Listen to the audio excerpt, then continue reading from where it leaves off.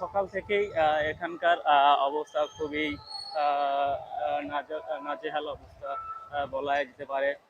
ছাত্ররা সকল রাস্তাঘাট এবং ছাত্র অভিভাবক আহ, দেখা রিক্সা চালক পর্যন্ত তারাও এই আজকের এই আন্দোলনের সাথে সম্পৃক্ত হয়েছেন। মেয়ে ছেলে সকলে, বয়স ভেদাভেদে, বুড়ো বয়স্ক এবং সকলেই তারা এই আহ, আন্দোলনকে সফল করার জন্য এই সরকারের পতন পর্যন্ত তারা এই আন্দোলন চালিয়ে যাবে এবং তাদের দফা দাবি এক, শেখ হাসিনার পদত্যাগ, এই স্লোগান দিয়ে শাহবাগ থেকে সেই স্লোগান পৌঁছে যায় সারা বাংলাদেশে। প্রিয় দর্শক, আপনারা এই মুহূর্তে দেখছেন বাংলা মোটর মোড়ের অবস্থা। বর্তমান এখানকার পরিস্থিতি এখন অবস্থা আপনারা দেখতে পাচ্ছেন।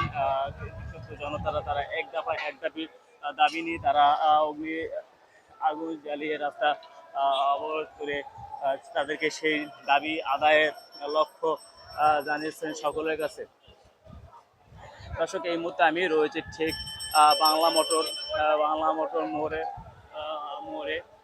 আমার সামনে আপনারা যদি দেখতে পারেন কারণ বাজার, ঠিক কারণ বাজার বরাবর রয়েছে পুলিশ পুলিশ এবং আওয়ামী লীগের লোকজন দাঁড়িয়ে আছেন।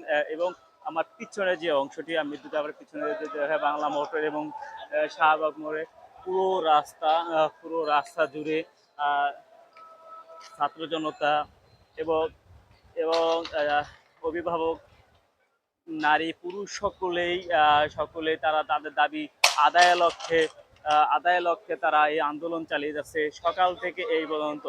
যদিও সকালে বাংলা মোটরের অনেক হতাহত ঘটনা শুনতে পাচ্ছি। আমরা যদি জানতে চাই, ভাইজান, সকালবেলা কোনো এখানকার হতাহতে কোনো কেউ মারা গেছেন কিনা আপনার জানা আছে কি? না না, আমি আসলে ওরকম শুনি নাই যে মারা গেছে কিনা, ওরকম শুনি নাই সকালে। তবে এখানে সকালে বলতে দুপুরের দিকে আওয়ামী লীগের লোকজন ছিল, তারা এখানে অনেক ভাঙচুর করছে, অনেক মারপিট করছে, কিন্তু এখানে মারা গেছে কিনা এটা বলতে পারি না।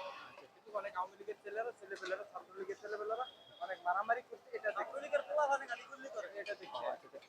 আপনার লোকের সাধারণ লোকের ওনারা মারামারি